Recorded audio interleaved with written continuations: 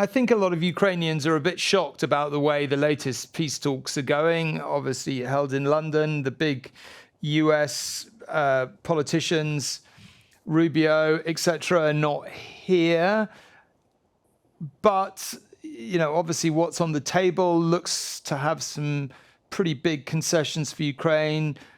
Arguably, it could have been written in Moscow, certainly gives Moscow a lot of what it wants. Ukraine not a member of NATO, actual recognition of Crimea, de facto recognition of the lands they've taken in eastern Ukraine. But at the same time, the war has reached a kind of stalemate. I mean, what do you both make of it? Anushka, maybe you go first. Well, I think it's a really difficult position for Ukraine because on the one hand, they feel under massive pressure to be saying to the US, we're very grateful for what you're doing. We want this to come to an end.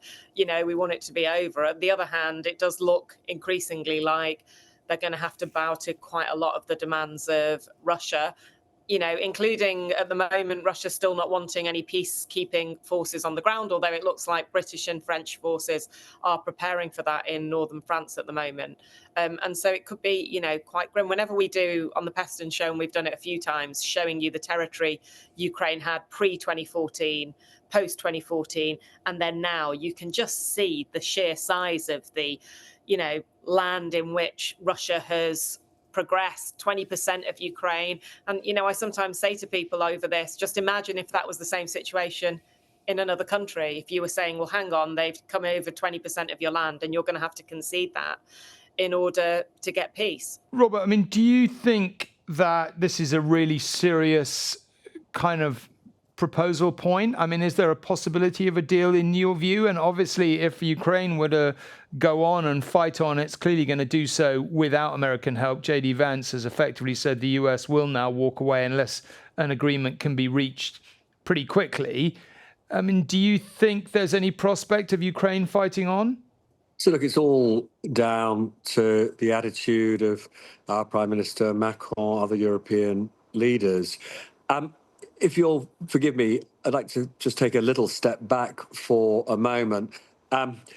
It seems to me that what we are witnessing is the sort of tactical ability of Putin. The background to what's happening at this particular second is that Trump's big economic tariff policy, this huge risk he's taken to remake the global economic structure, has more or less collapsed.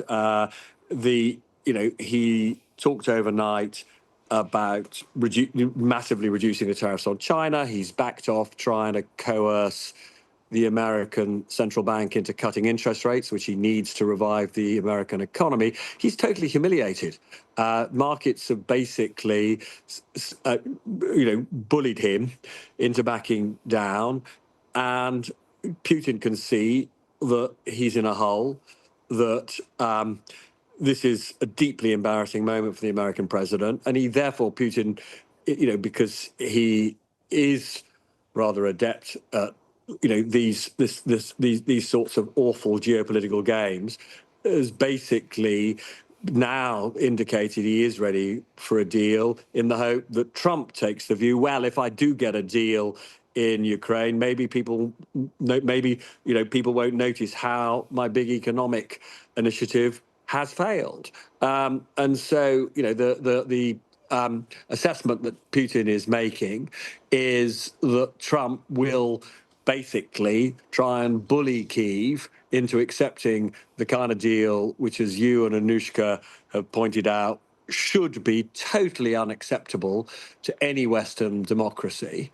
And therefore, it is now all down to European capitals, Starmer, Macron, as I've been saying, to determine whether or not they will give Zelenskyy the reassurance he needs that he will have the resources to fight on, or whether this is the moment where the Western alliance crumbles. It's a very big moment.